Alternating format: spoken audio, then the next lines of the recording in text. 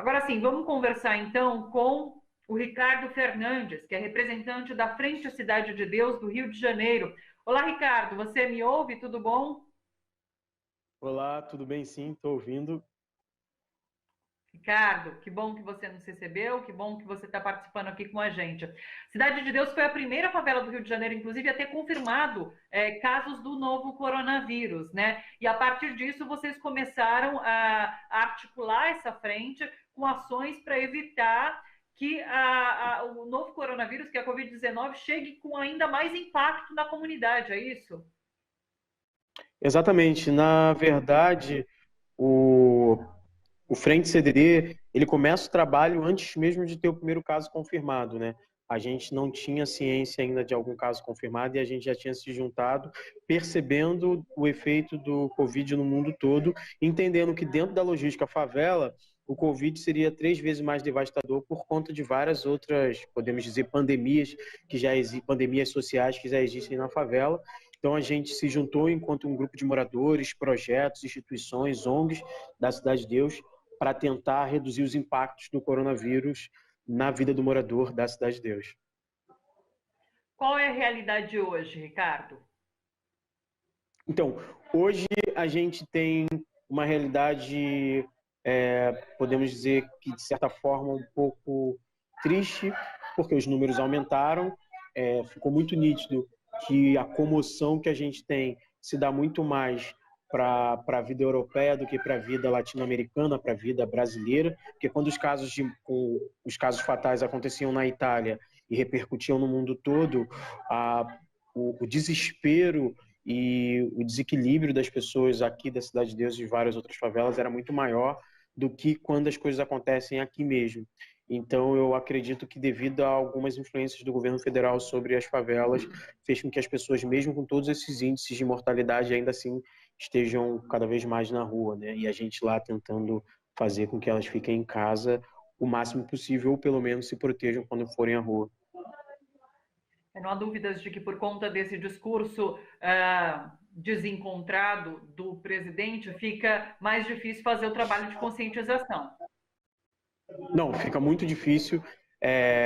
Você, por mais que dentro das favelas hajam muitos eleitores, também não tem muitos não eleitores no governo federal, mas ainda assim a pessoa está em um lugar de poder, que é ser presidente do país, e a palavra dele, num momento de desespero da vida das pessoas, tem algum tipo de efeito. Então a gente tem percebido muito isso, a dificuldade às vezes, mas a gente tem estabelecido muito diálogo com as igrejas, estabelecido diálogo com os comércios, para que, de alguma maneira, todas as pessoas ajudem nesse isolamento, mas também não quebrem por conta de uma lógica um pouco difícil, né?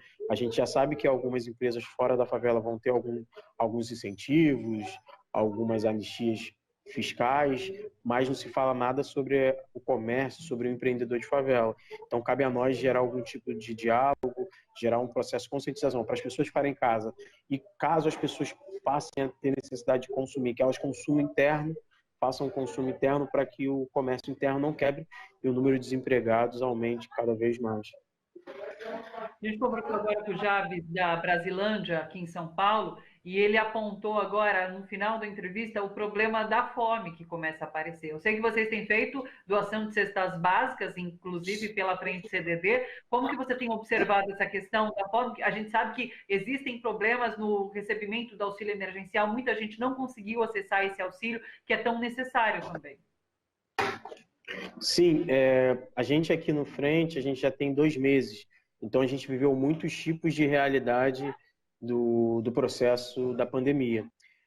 No primeiro momento, a gente viu o desespero das pessoas de não saberem de onde tirar o dinheiro para comer. Então, eram pessoas que nunca tinham tido dificuldade de comer algo, dificuldade de ter dinheiro para comer algo, para ter o seu alimento em casa, passando a ter essa necessidade. E hoje a gente já vê um cenário um pouco diferente por conta dos trabalhos feitos por pessoas e coletivos internos da Cidade de Deus, ajudado, lógico, por empresas, instituições externas, mas esse trabalho feito pelas pessoas da favela, pelo tanto coletivo quanto indivíduos, é que deu algum tipo de reduzir um pouco esse impacto que teria do coronavírus na Cidade de Deus. É, a questão do auxílio emergencial, a gente tinha uma pessoa na nossa equipe que sabia muitas informações, então a gente, de alguma maneira, conseguiu ajudar muitas pessoas a fazerem as suas inscrições, a tentarem conseguir o seu auxílio, mas nem todas conseguiram. O positivo disso é que algumas pessoas que tinham seu Bolsa Família já ganhavam de forma mais rápida, então, de certa forma, um número significativo de pessoas conseguiram, porque a Cidade de Deus tem alguns aparelhos dos estados, alguns que não funcionam, outros sucateados, mas tem alguns que tem pessoas com desejo de fazer, com desejo de trabalhar e, de certa forma, ajudaram muitas pessoas a conseguir o seu auxílio. Mas a fome, ela está aí, né? A grande questão de fazer esse trabalho na favela, na Cidade de Deus, é você entender que nesse momento de pandemia, a fome ela não escolhe a rua, ela não escolhe as regiões mais precárias ou as regiões mais nobres da Cidade de Deus, ela escolhe qualquer pessoa. Então, você ali no trabalho de campo, você tem que se desprender de todos os estigmas, de todos os conceitos que você tinha na cabeça em relação àquelas pessoas que às vezes é seu vizinho, sua vizinha, às vezes tem uma vida totalmente confortável, mas não tem o que comer. E a partir disso que a gente foi para a rua e tem ido para conseguir reduzir o impacto da fome na vida do morador. Ricardo, na semana passada eu conversei com o pessoal de Paraisópolis, aqui em São Paulo também, e eles fizeram inclusive uma manifestação. Eles caminharam até o Palácio dos Bandeirantes, que é a sede do governo do estado, para reivindicar medidas mais direcionadas para favelas, para as comunidades. Não foram atendidos. Inclusive, João Dória diz que não há problema de abastecimento de água, por exemplo, na região, coisa que eles colocaram, um problema que os próprios moradores tinham colocado. Eu queria saber como que se existe algum diálogo em relação à frente, ao CDD e o poder público aí no Rio de Janeiro. Então, esse diálogo ele passou a se dar depois que houve um incidente da gente, que a gente estava fazendo uma distribuição de cesta básica e teve um confronto armado, né, um tiroteio, e a gente estava ali naquele momento terminando a nossa ação. Então, a partir desse momento, o governo veio tentar canais, né, por meio de alguns deputados progressistas que conseguiram estabelecer esse canal para a gente ter esse tipo de diálogo melhor. Enfim, eu acho que a gente aqui no Frente, a gente não tem, a gente nunca buscou ter esse diálogo, porque como a gente vive uma pandemia e é algo novo, a gente não tinha tempo para esperar o tempo governamental, que é um tempo que não é um tempo humano, não é um tempo decente, não é um tempo a favor da vida, é um tempo deles, é uma lógica deles, então a gente entendeu que a gente, enquanto morador, tinha que usar a nossa lógica, a nossa potência para tentar reduzir os impactos. Mas é uma coisa que a gente sempre falou aqui e sempre vai falar. Em todos os encontros eu sempre frisei isso e é uma coisa que está entendida em todos os colaboradores que fazem parte do Frente. Nós não somos o Estado. A gente faz um trabalho que deveria ser feito pelo Estado e se fosse feito pelo Estado, aí sim a gente conseguiria atingir todas as pessoas da Cidade de Deus. A gente faz um trabalho que é um trabalho para tentar reduzir, mas nas limitações de moradores, que apesar de terem muitos contatos, muitas redes, ainda assim nunca vai conseguir agir sobre um território como o Estado, que detém todos os nossos impostos e tem a obrigação de manter minimamente a gente bem. E não é isso que tem acontecido. Então, o diálogo que a gente estabeleceu foi pós esse momento. A gente, no Frente, não tem um posicionamento de um confronto contra o Estado a partir da polícia, porque é um coletivo muito amplo, então tem várias ONGs, vários projetos que nunca tiveram esse tipo de trabalho, então não seria justo com esses projetos que a partir de agora o Frente tivesse esse tipo de posicionamento, mas a gente entende que a ausência do Estado é o que nos faz existir. Então não faria nem sentido a gente existir se o Estado não fosse tão ausente como é. Você citou esse episódio da semana passada, foi um episódio que repercutiu bastante, muito por conta de um vídeo que circulou nas redes sociais desse jovem que foi morto durante uma ação policial e enquanto vocês faziam essa ação de solidariedade em Cidade de Deus.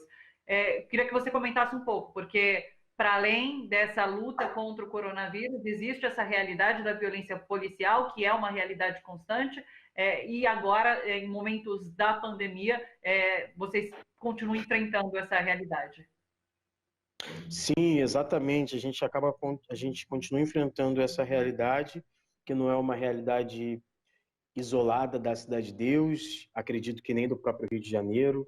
e, infelizmente, também não do Brasil. É uma realidade mundial, é a maneira como diversos governos do mundo todo entendem como confrontar a guerra às drogas, dita por eles guerra às drogas, mas com um estudo pequeno ou com uma pequena observação do histórico das guerras às drogas e o número de pessoas que morrem através dela, é entendido que a guerra não é contra as drogas, a guerra é contra um tipo de corpo, contra um tipo de CPF, contra um tipo de CEP.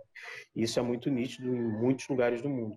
No caso do Brasil, isso se dá para as peles pretas, para os CEPs que são direcionados para a favela, porque lá a suposta guerra às drogas, na verdade, mata muito mais a guerra do que a própria droga, quem eles estão tentando confrontar. Então, isso significa que esse processo que a gente viveu, né, não é algo limitado ali, virou mídia no mundo todo, repercutiu no mundo todo porque é a cidade de Deus e porque a gente tem redes que conseguem fazer com que uma informação chegue muito rápido em muitos cantos do mundo. Mas isso que acontece ali acontece em outros lugares do mundo, na verdade em outros lugares do próprio Rio de Janeiro, e ficam silenciados, né? Então a gente até preferiu não tornar o nosso caso como um caso especial, uma catástrofe social, para não invisibilizar várias outras coisas que acontecem na mesma proporção em vários cantos do Rio de Janeiro e do Brasil. Então a gente entendeu que a melhor maneira da gente confrontar isso é dar continuidade ao trabalho que a gente faz, lógico que trazendo todo o questionamento e crítica necessário para isso que a gente vê aí, que está em curso, que é nitidamente um genocídio sobre parte de uma população, mas a maneira que a gente achou mais viável de fazer é continuar o trabalho que a gente está fazendo, de tentar reduzir os impactos do coronavírus. O coronavírus já está na nossa vida há muito tempo e ele, infelizmente, não dá para reduzir o impacto em 2 meses, mas o coronavírus a gente tem tentado e, de certa forma, conseguido algumas coisas com um pouco mais de êxito. Deixa eu tirar uma dúvida com você. Você que aparece naquele vídeo que circulou nas redes, bem indignado? Não, eu estava em outro Com ponto. dois moços que fazem parte da frente também. Fazem. Eu estava em outro canto, fazendo com outra parte da equipe que a gente estava ali para tentar entender. Enfim, é uma rotina isso, né? Não é algo pontual, como eu já havia falado, mas foi desesperador por conta disso. A responsabilidade de você estar com várias pessoas e você estar ali tentando fugir de um vírus invisível e o outro visível.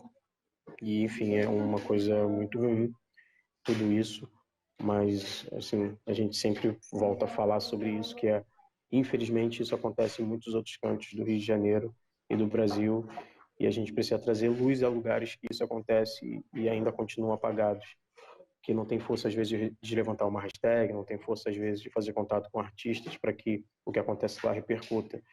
E eu acho também que a grande questão é que a gente vai repercutindo casos isolados e as soluções nunca surgem.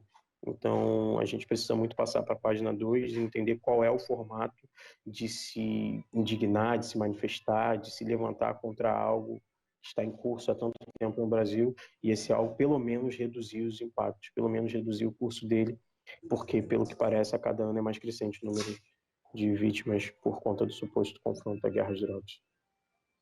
Sim. Ricardo, no que depender da gente, o espaço está aberto para a participação sempre de vocês. Agradeço demais pela entrevista, pelos relatos que você faz. E é isso.